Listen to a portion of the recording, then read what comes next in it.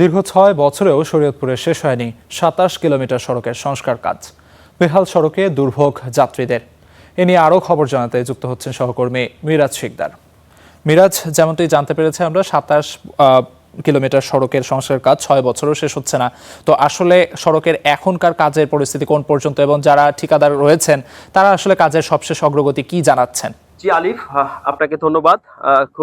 আমরা এই মুহূর্তে অবস্থান করছি যে শরীয়তপুর এবং ঢাকা মহাসড়কের যেই ৪ লেন প্রকল্পটি রয়েছে এই প্রকল্পের এই এই প্রকল্পের গুরুত্বপূর্ণ একটি স্থানে, যেটা কোটাপাড়া ব্রিজ। এই ব্রিজটা আপনাদেরকে দেখাচ্ছি। আমরা দেখতে পাচ্ছেন যে এই ব্রিজের যে অ্যাপ্রোচ সড়ক, সেই সড়কটা কিন্তু এখন পর্যন্ত পাকা হয়নি। এবং এই সড়কটিকে আমরা যদি সড়কের যে ২ কিলোমিটার রাস্তা, সেটা কিন্তু এখন পর্যন্ত তারা পাকা করতে পারেনি। তাদের জটিলতা হচ্ছে এখানে ভূমি অধিগ্রহণের জটিলতার বিষয়টা কিন্তু তিনি আমাদের কাছে তুলে ধরেছেন।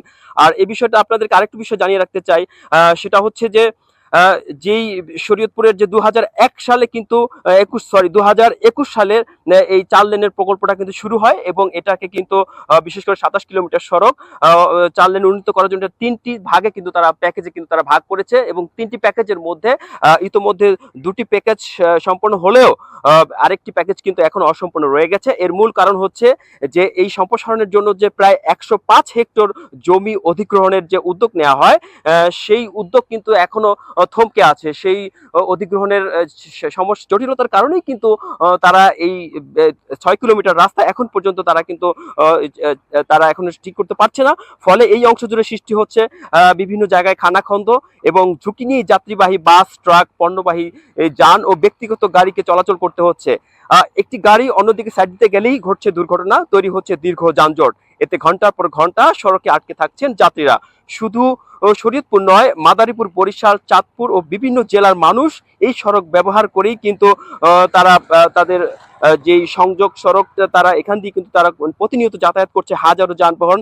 সুতরাং এদিকে জেলা সড়ক ও জনপথ বিভাগের সাথে আমাদের কথা হয়, তারা আমাদেরকে জানিয়েছেন যে আগামী ২০২৭ সালের জুন মাসের মধ্যে পুরো প্রকল্পের কাজ শেষ করার লক্ষ্য রয়েছে, এমনটাই কিন্তু আমরা জানিয়েছি। কিন্তু আসলে এখানকার যারা মানুষ, তাদের চাহিদা যে তারা স্বপ্নের পদ্মা সেতু পেয়েছে, কিন্তু সেই পদ্মা সেতু পেয়েও তারা কিন্তু সেই পদ্মা সেতুর সুফল ভোগ করতে পারেনি শুধুমাত্র এই ২৭ কিলোমিটার রাস্তার জন্য। কারণ তাদেরকে ঘন্টার পর ঘন্টা দাঁড়িয়ে থাকতে হচ্ছে, জ্যামের মধ্যে আটকে থাকতে হচ্ছে সরু রাস্তার কারণে।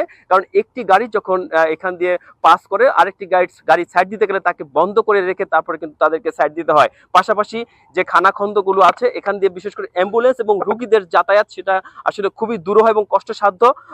এই জন্যই কিন্তু তারা আসলে এই ভোগান্তির জন্য তারা এখানকার যে জনপ্রতিনিধি রয়েছে তাদের সাথে তারা সাধারণ জনগণের যে একটা এর পূর্ব দূরত্ব সৃষ্টি হয়েছিল, এখনো যদি এই ভোগান্তির অবসান না হয় তাহলে কিন্তু সাধারণ জনগণের সাথে জনগণের একটা ভোগান্তির জায়গায় কিন্তু দাঁড়াবে। তো আসলে আলিফ, এই ছিল আমার কাছে শরীয়তপুরের যে ৪ লেন মহাসড়কের যে প্রকল্প, সেই প্রকল্পের সবশেষ তথ্য। মিরাজ, আপনাকে অসংখ্য ধন্যবাদ। দর্শক, সহকর্মী মিরাজ জানাচ্ছিলেন শরীয়তপুরের ২৭ কিলোমিটার সড়ক যা কিনা ৬ বছর ধরে আটকে আছে, এবং যেমনটি আসলে তিনি বলছিলেন জমি অধিগ্রহণ ইস্যুতে যে জটিলতা, সেই জটিলতার কারণেই কিন্তু আসলে কাজের অগ্রগতি নেই বললেই চলে, এবং তার কারণে কিন্তু এই অঞ্চলের বাসিন্দাদের নানা ভোগান্তি পোহাতে হচ্ছে।